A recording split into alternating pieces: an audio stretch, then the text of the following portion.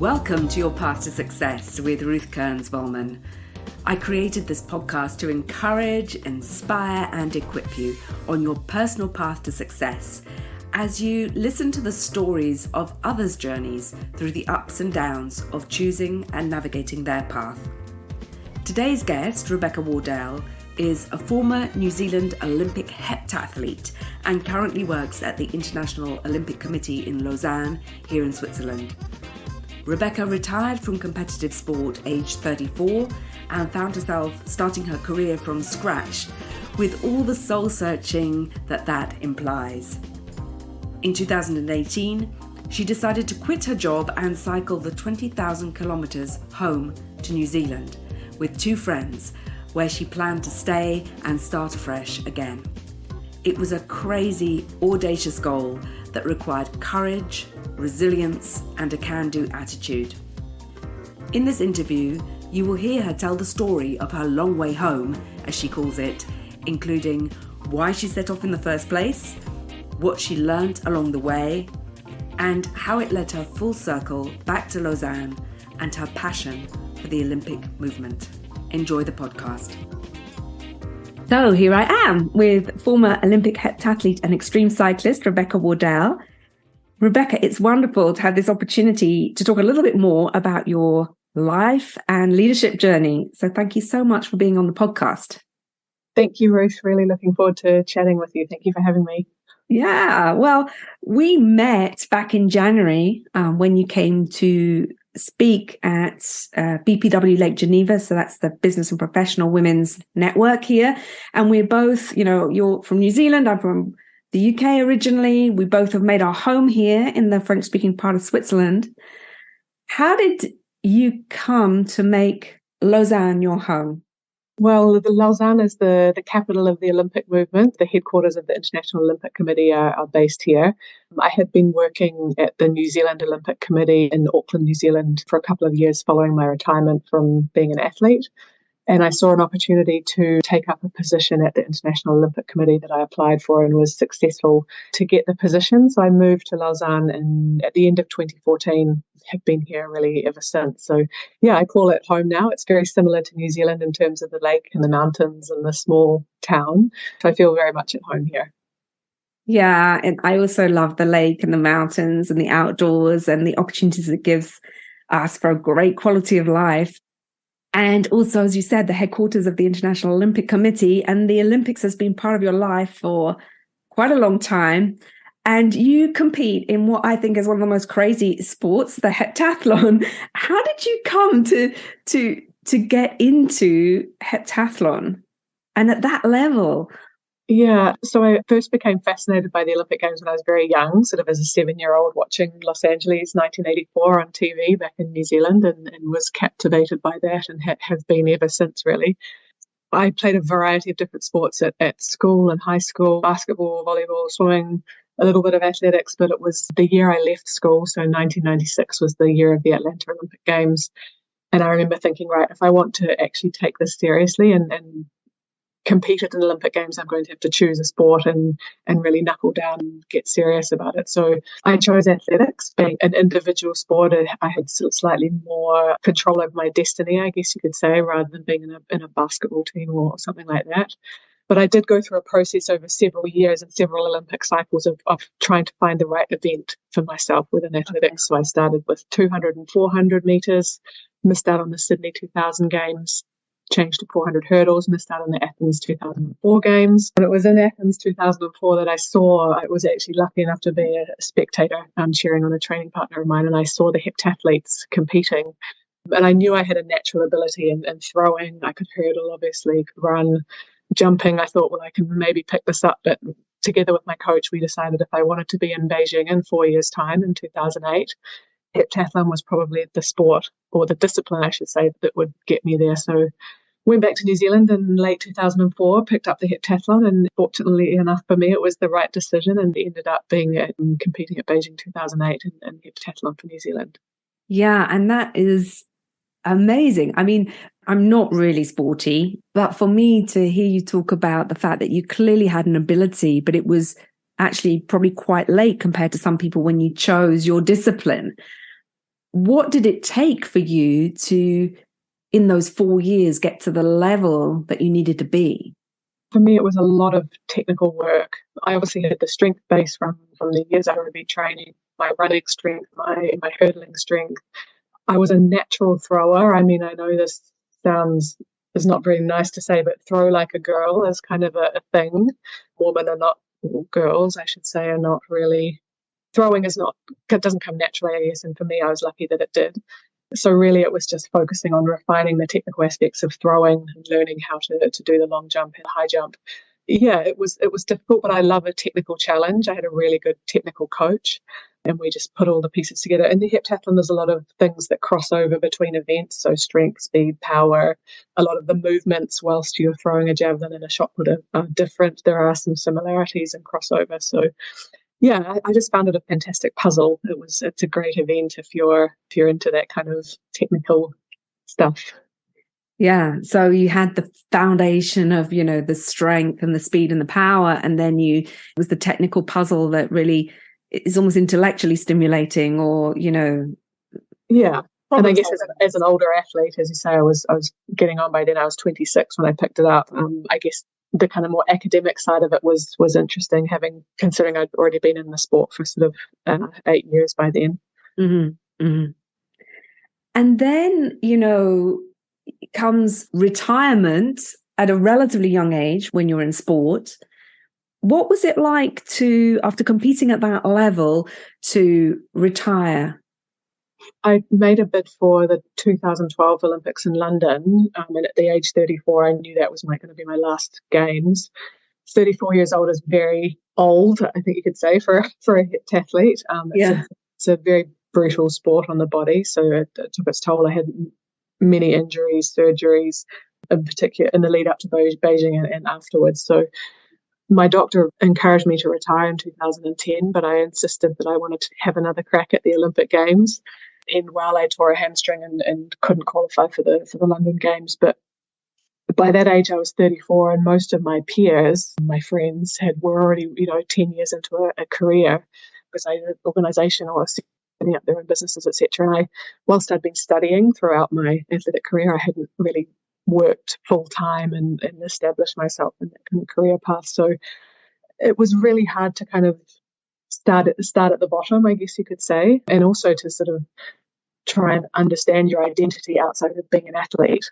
That's how I identified myself for the past sort of 14, 15 years. And all of a sudden you're not an athlete anymore. You're an accountant or a lawyer or a doctor or, this kind of thing. So it was really trying to reframe and let go of that part of my life, which I struggled with. And it's very normal for a lot of athletes to struggle with the transition away from being an athlete in particular in terms of identity. Yeah. And I think a lot of people struggle with that when they make a career change partway into their career, because we identify with, something we've studied or who we've become. Mm-hmm. And then the fact that we might have this concept of starting over. And I think maybe, I don't know if in your case there was something else, which was, competing in the Olympics was a childhood dream. That you kind of achieved your dream, and, can there be anything else after achieving your dream? Yeah. How was that? Yeah, I mean, it's interesting. And I guess that's why I fell into a role at the New Zealand Olympic Committee by chance, because I had been studying engineering and that was going to be my career path. But I guess in accepting a job with the New Zealand Olympic Committee, I could kind of continue to live that dream a little bit. Right. Hold on to that childhood dream just a little bit longer by being involved in the games, obviously from a completely different angle, but still being involved in it as a whole. And I guess that's why I am still now, 20 years later, sitting here at the International Olympic Committee, still part of that childhood dream. Yeah. And in a way, I don't know if this is how you see it, but you're keeping that dream alive for others, allowing others to live that dream in the Olympic spirit. Yeah, exactly. Fundamentally, that's why I'm still working in the movement, is because it was such a big part of my life and who I am and life lessons that, to be able to give other athletes the same and just fans, spectators to be able to experience the games as well. Yeah. And so sport is still very much part of your life. And I think, in around 2018, you were considering going back home, right? And then you came up with this crazy idea of cycling back home. Where did that come from? So in retirement, I kind of was looking around for different sports to kind of, keep me going. And in my move to Switzerland, I took up road cycling. It's a big part of the culture here in Switzerland. There's a lot of cyclists, and it was a great kind of social way to meet people and do adventures and get some exercise at the same time. Obviously, some beautiful rides around in the Swiss countryside. And I had a couple of Kiwi friends, girls from New Zealand, who were working with me at the International Olympic Committee, who we used to ride together on the weekend. One of whom is an Olympic rower, Emma Twigg, and another, she was actually a rower as well, not at the Olympic level, but high level, Sarah Van Balacom. And I can't pinpoint exactly how it started, but we started to discuss the idea of cycling back to New Zealand on one of these rides one day. And somehow it just sort of snowballed. I think we all kind of egged each other on. The more we egged each other on, the more it kind of took shape, and we were just discussing details. And for me, it was kind of you only get this chance once in a lifetime where you've got two friends who you trust enough to do something like this with. And when you have the financial means, the freedom and the ability to do a project like this, that we all three of us decided to quit our jobs and take off on the bike. Yeah, so it was jumping off the deep end, I guess, but it's, as I said, once in a lifetime opportunity and something that's been fantastic to experience. Yeah, and it was, but in terms of the goal behind that, so it was a great adventure, but it was a lot more to you than just cycling a very long way, ridiculously long way. There were other goals that you had. Can you just share a little bit about what you put in place in terms of your goals? I mean, it started off as the bike ride, but the three of us really wanted to make it about something more than just us having a good time, having an adventure. And we decided it was a unique opportunity to, using Emma's profile as an Olympic athlete and my own, our connections at the International Olympic Committee, to really make something of the journey from a social aspect. So we used the network of national Olympic committees in each of the countries we rode through to connect with them, to make connections with local schools, so to visit as many school children as we could along the way, to share our journey, connect with local Olympians in each of those countries. So we would bring the local Olympian along to the school with us, so there was a bit of a local connection. It was great to meet other Olympians, understand their training, their story. Every Olympian's got an interesting story. So yes, that was really amazing, and it culminated with around 40 visits in New Zealand alone, which for me was really special, because you could cycle into a school and tell these kids that I'd grown up just like them. There was no reason they couldn't be dreaming big and doing something crazy like this. The school visits was one element, the connecting with the local Olympians.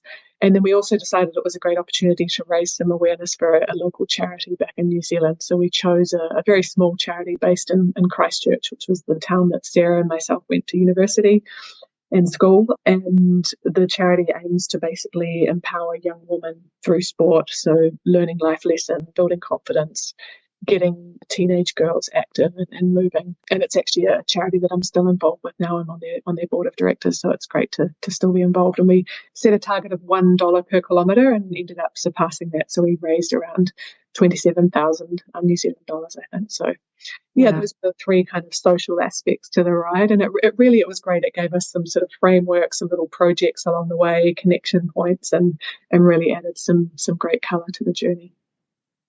And I think, having heard you tell your story, also gave you a reason to keep going when things got tough, right? Because it wasn't easy.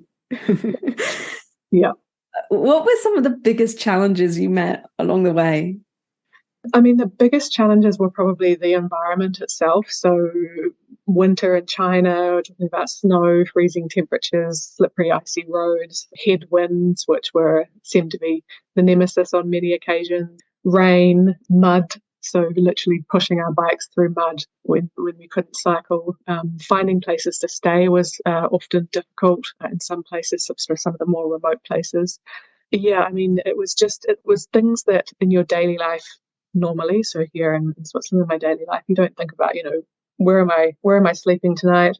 What am I eating? And how am I moving from A to B? Am I going to get lost? I mean, those are things you just, you know how to get home, where the supermarket is, and you've got a warm bed to go to at night. But I guess it's those three core things that drove us every day to keep going. Yeah, back to the basics in a way, isn't it? Literally, yeah. Yeah. Yeah, food, shelter, safety. And I think you even had an injury along the way, didn't you, that nearly...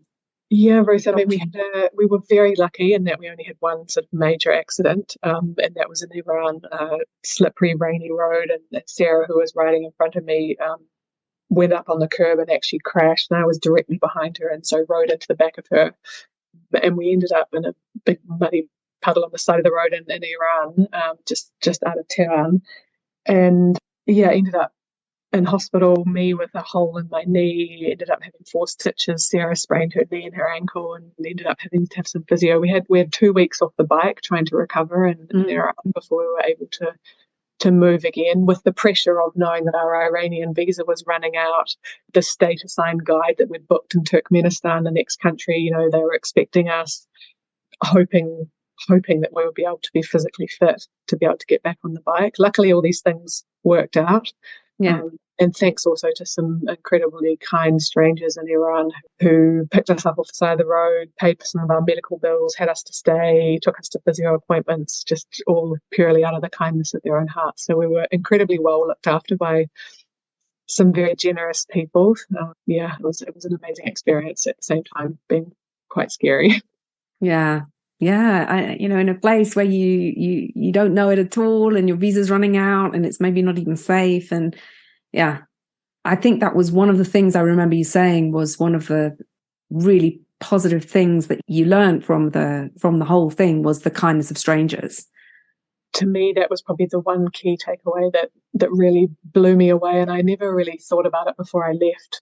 But we relied on strangers the whole way through the journey, whether it be directions, sleeping on someone's floor, finding something to eat, picking us up off the side of the road when we were injured. It was just incredible how people would so readily come to your aid. And especially in the countries that were some of the poorest, like Tajikistan, which is probably one of the poorest countries we rode through, these people were the ones who were running out of their houses and off the fields where they were working to invite us into their homes, laying out literally every piece of food that they had in the house, insisting that we stayed the night. Yeah, I mean, this was just outstanding and incredible, and just gave us such a sense of being welcomed and looked after. And it was interesting too, because this was much more present in the sort of eastern part of the journey, so through Asia, from Turkey through to sort of China, whereas I didn't really get that same sense in my own country, in New Zealand. I think it's more of a kind of Western mentality where the door's shut and don't talk to strangers and this kind of thing. So that was really an eye-opener for me as well. Yeah. What was the highlight for you? I mean, the ultimate highlight was arriving at home in one piece after 20,000 kilometres and 355 days was definitely a highlight. There were a couple of other highlights. Obviously, getting to Singapore was a big deal, because that was the kind of furthest east and south you could ride on a bike without having to get on a plane or a boat. So that was a massive sense of achievement. But for me, it was experiencing those people in countries like Tajikistan, which was probably my favourite country that I rode through. Like, you're in the middle of nowhere, we cycled along the Afghanistan border, seeing this most incredible scenery and just having this feeling of being so isolated and in a place that not many Westerners ever visit, but then feeling so welcomed and being able to enjoy the experience as a result. It feels like a privilege, doesn't it, to have absolutely, yeah, that connection with people who, yeah, not many people get to meet them. Oh, and I think that's where the bike ride was really special in terms of a mode of transport, that I think that it enables that connection with people. Like, you're moving at a pace where people can stop and talk to you, whereas if you're in a bus or a car, you're not having that same interaction. Yeah. I think you're less threatening too on a bike, opposed to a motorbike or, again, a bus or a car. You're at one with nature. Sounds silly, but you're more present in the local environment. And I think we really reap the benefits of that. Yeah, it's slow enough to be present and to really experience the journey. Yeah. So how would you say that this trip changed you? It's an interesting question. It's made me way more open to accepting help from other people. I think I was always a very stubborn kind of independent woman who I could do everything on my own and I don't need your help. And whereas along the journey we relied on people to help us, as I said before, give directions, find places to stay, find places to eat. And I think accepting people's kindness, accepting their offers of help, I had to put my guard down, but at the same time, I realized that it gave them a lot of joy to be able to help. And I think we all know that, if you help someone, it feels good inside, right? And I think I kind of understood. I was like, maybe it's okay every now and then to be a little vulnerable and let yourself down and not be this kind of independent, strong woman all the time. It gives people the opportunity to help you and you have that really nice connection. So yeah, I think I've become a little softer in that aspect, which is really nice. Mm. And I seem to recall you also changed your mind because your intention was to stay in New Zealand. How did that come about? Yeah, so I mean, as I said, we all three of us quit our jobs at the IOC. My intention was always to ride the whole way. Emma Twigg agreed that she would ride with us to Istanbul and Turkey, and then began her campaign to compete at the Tokyo 2020 Games, where she won gold in the single sculls and rowing, which was a real treat. We all say that it was because of the first 6 weeks on the bike that gave her that edge. Yeah, and Sarah agreed to ride with me through to China the first 6 months. But yeah, it was always my intention to do the whole journey and then go back to New Zealand and live in New Zealand and find a job. But it was through the bike trip, through the experiences with the Olympians that we met along the way, through the experiences of speaking with children about the Olympic Games, us as people, just really seeing how the Olympic movement itself it's something people understand, it's something positive, it sparks a lot of joy in a lot of people. I was kind of like, why have I quit my job and being able to work in that space? So yeah, it was probably about 6 months through the journey. I was like, actually, you know what? I think I'm going to try and go back, as in finish the journey, and then look to be able to start a role again at the IOC, which I was just purely by chance able to get another position. Not long after the bike ride had finished. But yeah, it was just really that I kind of found again my love for the Olympic movement through the experiences on the bike trip. Mm. Yeah, it sounds really like it was the experience of the trip, but also the interaction with the children at the schools, the Olympians. It consolidated for you what your passion and purpose was and what was really important to you. Yeah, exactly. Because I think prior to that, I kind of got a bit bogged down in the kind of the politics and the work of the job and, the daily grind, and sort of forgot a little bit I kind of lost the magic a little bit of the games itself. So it was really nice to find that again. So as you look back, because it's nearly 5 years since you started the trip, right? Mm-hmm. What life lessons have you learned that have continued to serve you and you'd love other people to know about? I guess essentially in a trip like this, perseverance, resilience, just keep going, all of these kind of elements. There were many times when I was like, I want to stop, I want to give up, what am I doing? This is crazy.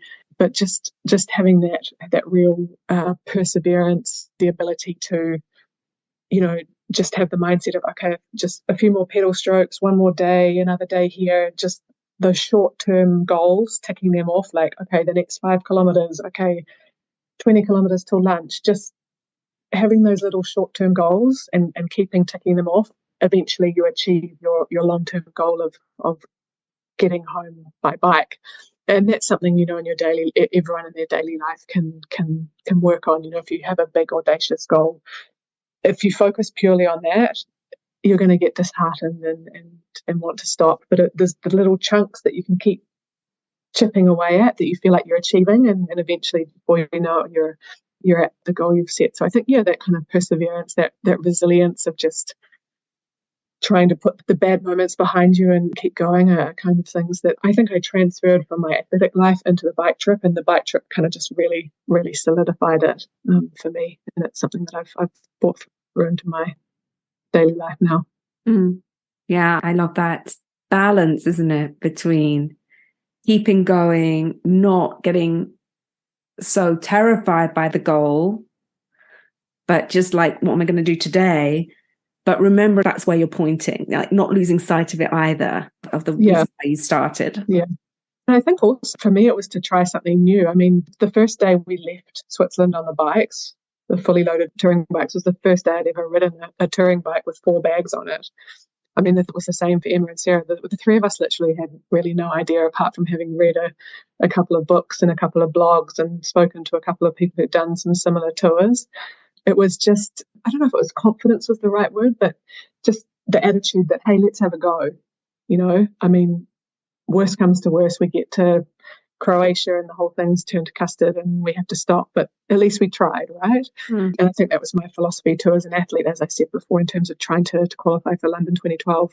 Now when I look back, I'm proud that I tried, whereas it would have been quite easy after Beijing 2008 to go, okay, I'm going to stop. So it's just having a crack. Things may not work out, but I think you learn a lot from the journey and the experience, regardless of the outcome. Yeah. And the last thing that I hear it again in the way you're speaking, but it really struck me when I heard you speak earlier this year, was just the power of the support network, you know, being there with your 2 friends, knowing that the people back home were supporting you and the strangers. Yeah. It's the power of like humankind to support one another and to really lean into one another. Yeah, absolutely. I mean, as I said, I would never have done this cycle trip without Emma and Sarah kicking off with me.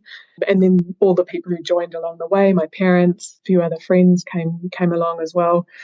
Yeah, the massive community we had online of people, you know, we'd do a daily post and we had so many words of encouragement and support and people making donations. And then, lastly, every person who we met along the way who would pass us a bottle of water or let us stay on their floor. I think it's a huge community of people who helped us achieve it. I mean, people are often like, oh, what you did so amazing and good on you. And I'm like, yeah, but it took an army, right, of people who were pushing us along the way. Yeah.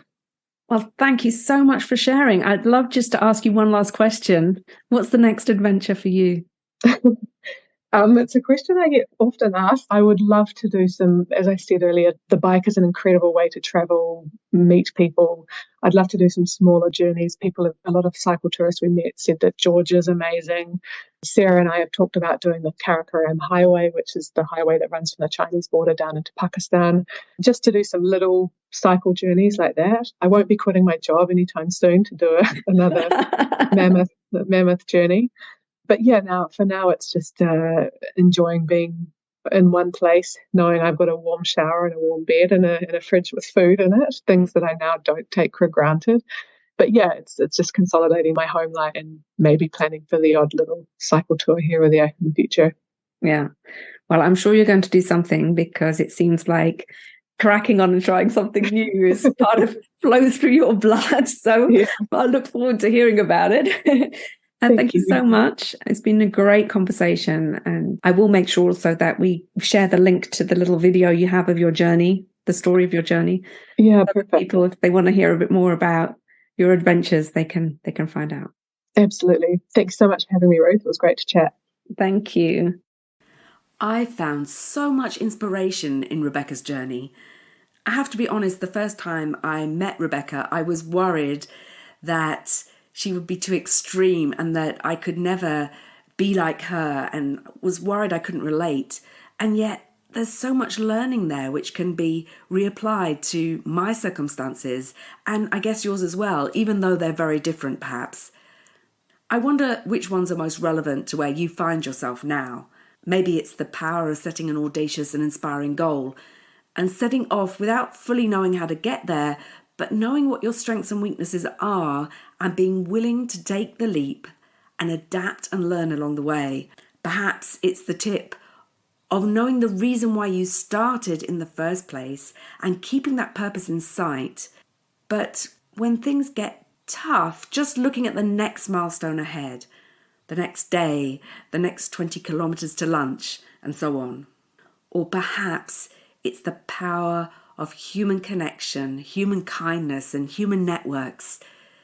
Whether it was the friends that got her started and kept her going along the way, the kindness of strangers, or the network of Olympic athletes and schools around the world, Rebecca was not alone. So wherever you are on your journey, we all need motivating goals. We all need to know the strengths and weaknesses that we start with. And we all need a network of resources and support to keep us going through the ups and downs of growth. I want to encourage you to notice which of these 3 areas is the one that needs some more clarity or reinforcement for you, and to take inspiration from Rebecca that you are capable of more than you think, but that none of us can go it alone. If you'd like to find out more about my coaching and facilitation work, you can find my website at yourpathtosuccess.ch and use the connect button to send me an email. Don't forget to subscribe to this podcast to hear more inspiring stories. And in the meantime, keep going and keep growing on your own path to success.